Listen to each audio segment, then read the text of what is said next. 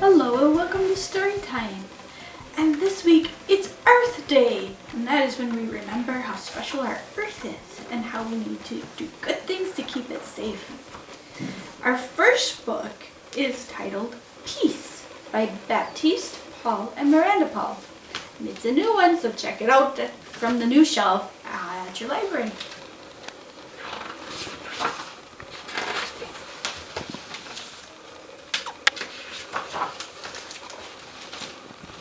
Peace is a hello, a smile, a hug. Peace can be bold or quiet and snug.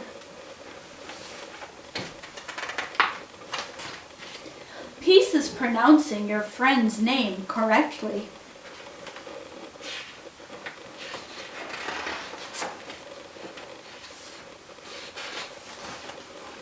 Peace means we talk to each other directly.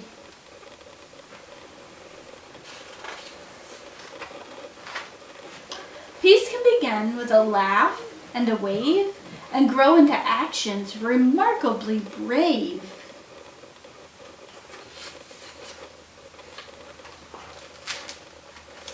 Peace comes from giving far more than you take. It's something we work towards. It's something we make. Peace is on purpose. Peace is a choice. Peace lets the smallest of us have a voice.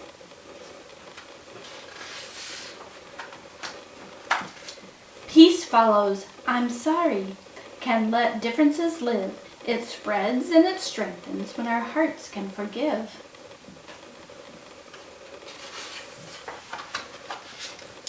Peace is a pillow that softens our sleep. Peace pulls us through darkness or up from the deep.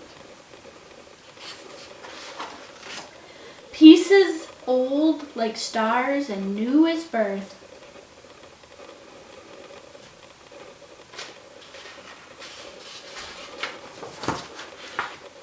And if we embrace it, peace cradles the earth. Let's see. All the open. Peace.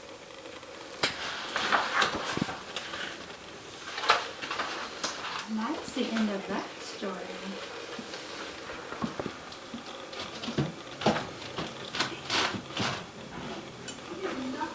Our next one is called One Plastic Bag by Miranda Paul.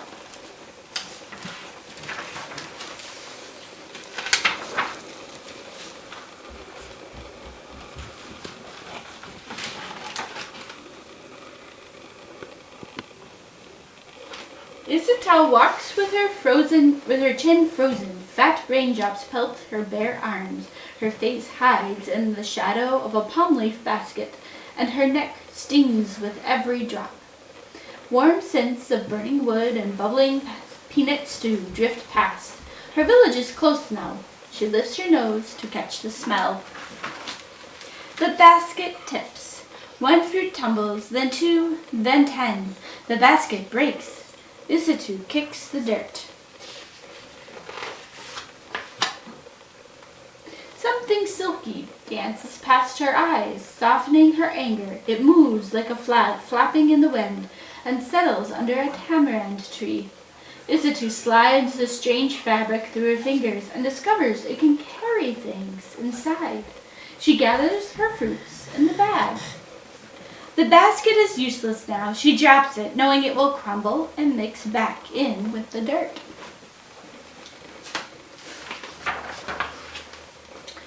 Four goats greet Isitu as grandmother Momba emerges from her kitchen hut. Hurry in before the rain soaks your beautiful Momba. Isitu carries in, and grandmother serves spicy rice and fish. Rain drums in the creaking aluminum roof. I broke your basket, Isitu confesses, but I found this. Plastic, grandmother frowns. There's more in the city.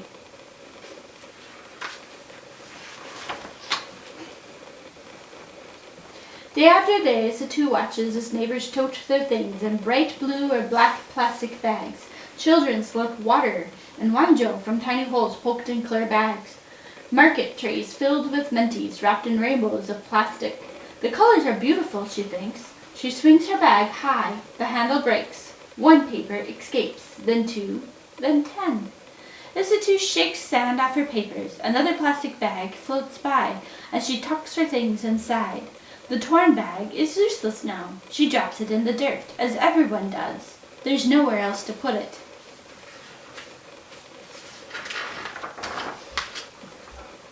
Day after day, the bag she dropped is still there. One plastic bag becomes 2, then 10, then 100.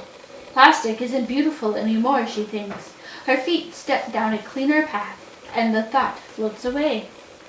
Years pass, and Isitu grows into a woman. She barely notices the ugliness around her, until the ugliness finds its way to her. Isitu hears a goat crying and hurries to her grandmother's house.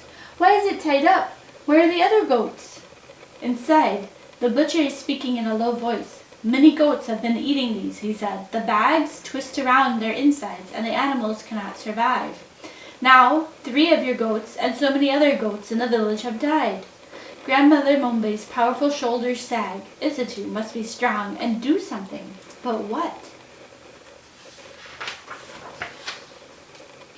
Isitu's feet lead her to the old, ugly road. A pile of garbage stands as wide as grandmother's cooking hut. Mosquitoes swarm near dirty pools of water along the pile. Smoke from burning plastic stings her nose. Her feet back away. Goats scamper past. They forage through the trash for food. Her feet stop. She knows too much now to ignore it. Holding her breath, she plucks one plastic bag from the pile, then 2, then 10, then 100.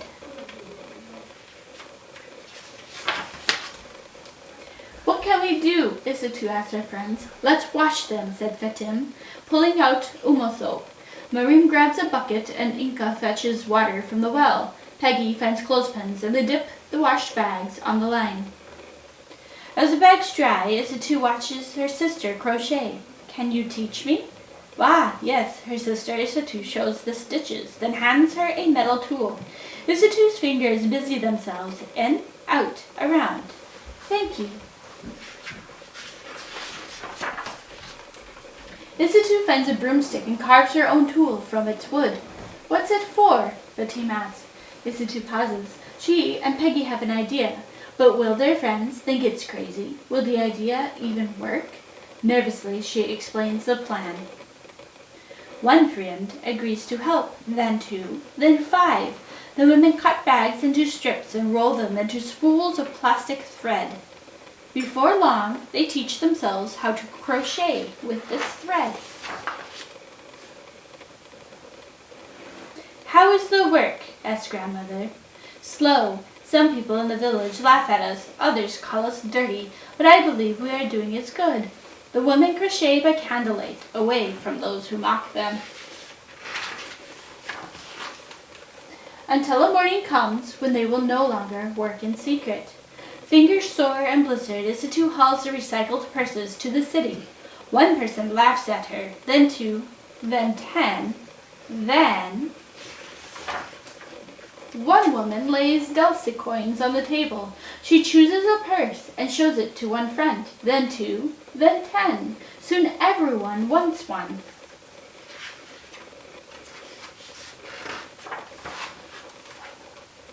Isitu fills her own purse with Dulce. She zips it shut and rides home to tell grandmother she's made enough to buy a new goat. When she passes the pile of rubbish, she smiles because it is smaller now. She tells herself one day it will be gone and my home will be beautiful. And one day, it was.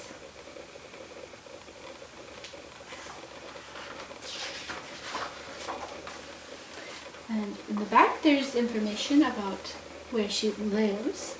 And this is based on a true story, so this really happened.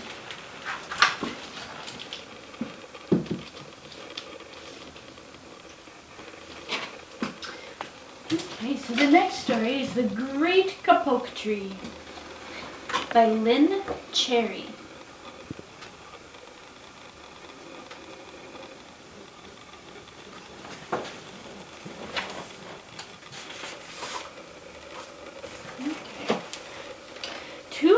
walked into the rainforest. Moments before, the forest had been alive with the sounds of squawking birds and howling monkeys. Now all was quiet as the creatures watched the two men and wondered why they had come.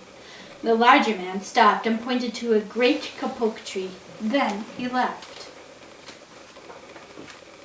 The smaller man took the axe he carried and struck the trunk of the tree. Whack, whack, whack. The sounds of the blows rang through the forest. The wood of the tree was very hard. Chop, chop, chop. The man wiped off the sweat that ran down his face and neck. Whack, chop, whack, chop. Soon the man grew tired. He sat down to rest at the foot of the great kapok tree. Before he knew it, the heat and hum of the forest had lulled him to sleep. A boa constrictor lived in the kapok tree. He slithered down its trunk to where the man was sleeping. He looked at the gash the axe had made in the tree. Then the huge snake slid very close to the man and hissed in his ear. Senor, this tree is a tree of miracles. It is my home where generations of my ancestors have lived. Do not chop it down. A bee buzzed in the sleeping man's ear. Senor, my hive is in this kapok tree, and I fly from tree to tree and flower to flower collecting pollen. In this way I pollinate the trees and flowers throughout the rainforest. You see, all living things depend on one another. A troop of monkeys scampered down from the canopy of the kapok tree. They chattered to the sleeping man. Senor, we have seen the ways of man. You chop down one tree and come back for another and another. The roots of these great trees will wither and die, and there will be nothing left to hold the earth in place. When the heavy rains come, the soil will be washed away, and the forest will become a desert. A toucan, a macaw, and a cock of the rock flew down from the canopy. Senor, squawked the toucan, you must now cut down the tree. We have flown over the rainforest and see what happens once you begin to chop down the trees. Many people settle on the land. They set fires to clear the underbrush, and soon the forest disappears. Where once there was life and beauty, only black and smoldering ruins remain. A bright and small tree frog crawled along the edge of a leaf. In a squeaky voice he piped in the man's ear. Senor, a ruined rainforest means ruined lives, many ruined lives. You will leave many of us homeless if you chop down this great kapok tree. A jaguar had been sleeping along the branch in the middle of the tree. Because his spotted coat blended into the dapple light and shadows of the understory, no one had noticed him. Now he leapt down and padded silently over to the sleeping man. He growled in his ear, Senor, the kapok tree is home to many birds and animals. If you cut it down, where will I find my dinner?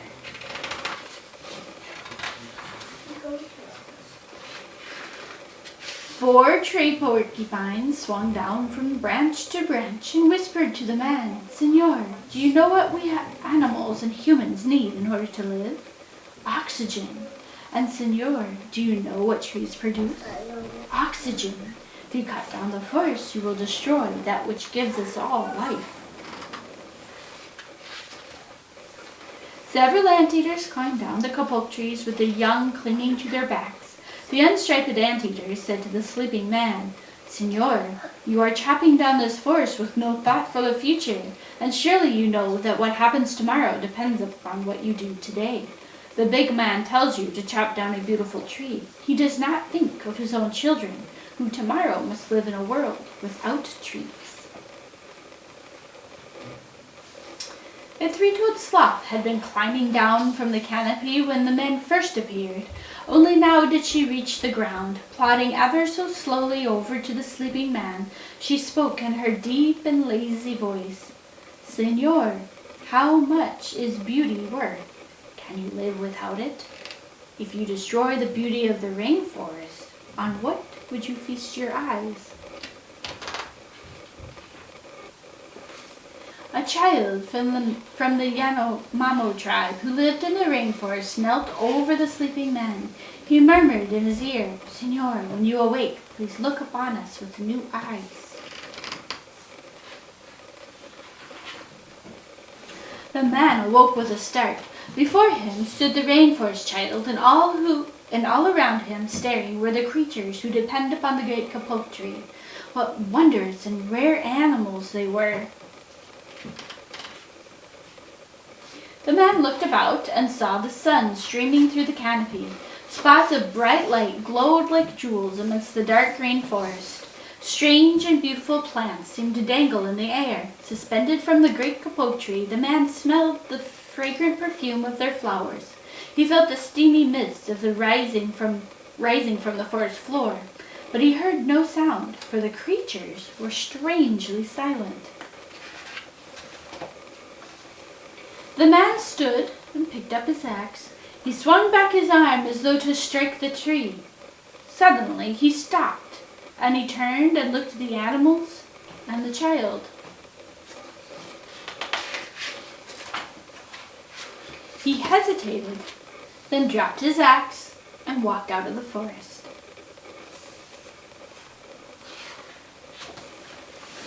And that is the end.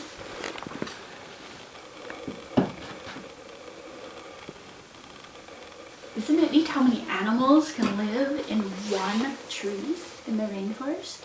It's a lot. Okay, our next story is My Friend Earth, written by Patricia McLaughlin.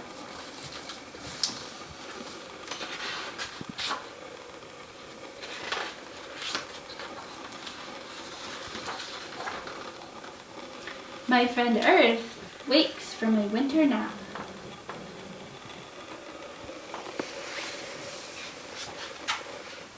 She hears the busy spring sounds, the farmer's toe tapping in the garden, the caws of crows.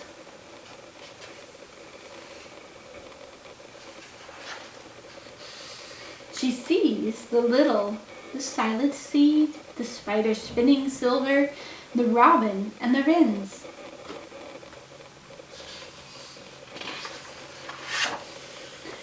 And the long-winged albatross crossing the sea, the mole tunneling under dark. She guides the chimpanzees to her night nest.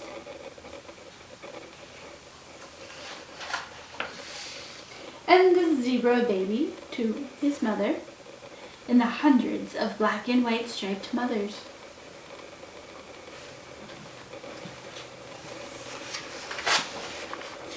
She tends the prairie where the sun-dappled wild horses run through grasses that swish against their legs.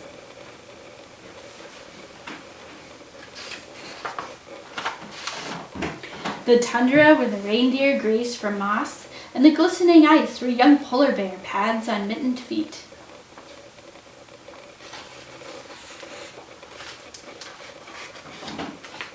She guards all the creatures in all the oceans. The black manta rays sleep like shadows, the shining parrotfish, the tiny krill who swim with millions of other krill to look big, and the whales who are big.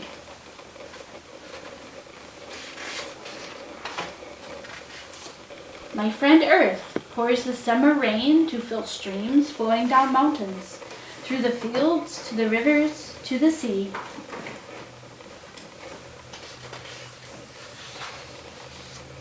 Sometimes she pours too much rain, flooding towns and meadows and roads until she dries the land.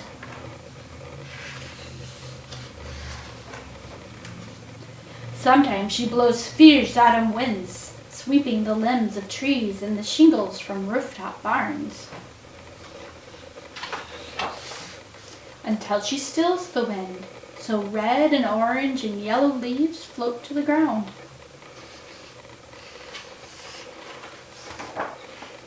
When cold comes again, my friend Earth sprinkles the snow, whisper silent, covering the dens where baby black bears are born in soft darkness, drifting over the icy pond where turtles sleeps in mud, settling into the empty nests of birds.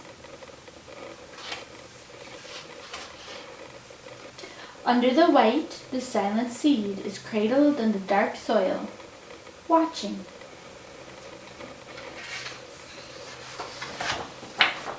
Waiting, to fly up again in the warm, bright sun of spring.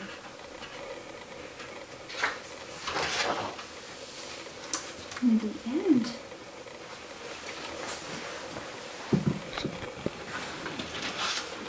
And the last book we're going to read is a thank you letter to Earth, and it's called Thank You Earth by April Pulley Thayer.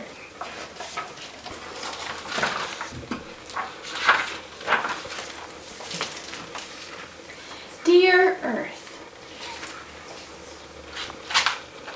thank you for water and those that float, for slippery seaweed and stone. Thank you for mountains and minerals that strengthen bills and bone. Thank you for air, even fishy well breath. Thank you for colors and coastlines and beach. Thank you for tiny and towering.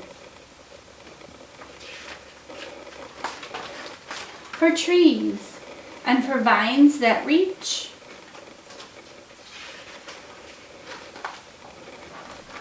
Thank you for curves and prickles and parallels. For patterns. All shapes that repeat.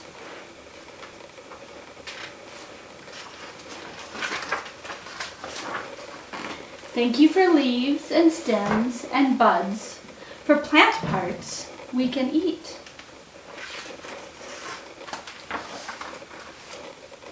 Thank you for sounds and storms and seasons, for struggles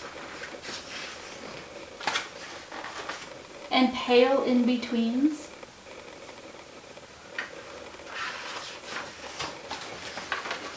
Thank you for rays and radicals and overlapping greens.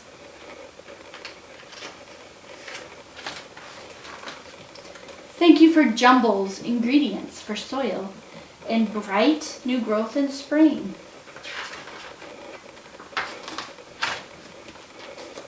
Thank you for those that crawl. Yes, all, even for those that sting.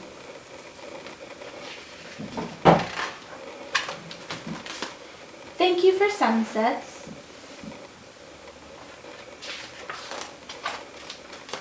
for sky room for birds, for edges eyes can roam. Thank you for beginnings, for endings, for lifetimes. Thank you for being our home.